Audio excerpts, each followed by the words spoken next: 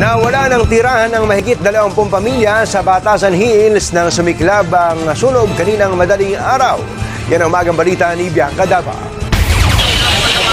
Sa cellphone video, kita ang paglamon ng apoy sa magkakadikit na bahay sa Talanay Street sa Barangay Batasan Hills, Quezon City.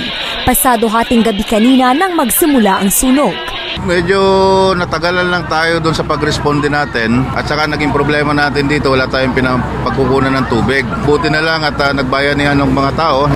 Sa inisyal na investigasyon ng Bureau of Fire Protection Quezon City, nagsimula ang apoy sa ikalawang palapag ng bahay ng isang mananahi na si Carol Monsalod. Pero inaalam pa kung ano ang sanhi ng apoy. May umusok doon sa taas namin. Nagtataka ako, wala naman nakatira doon, walang tao roon. Dahil gawa sa light materials, mabilis na kumalat ang apoy at tinupok ang nasa 11 katabing bahay. Si Aling Mary Chris nalungkot at hindi napigilang magalit sa nangyari, lalo't karamihan sa kanila ay wala man lang naisalbang gamit. Uniform ng anak ko at asawa ko, wala talaga. Wala talaga kaming nakuha. Sa kabuuan, humigit kumulang 200,000 pisong halaga ng ari-arian ang natupok. Sa covered court ng barangay na muna nagpalipas ng gabi ang mga pamilyang nasunugan. Bianca Dava, ABS-CBN News.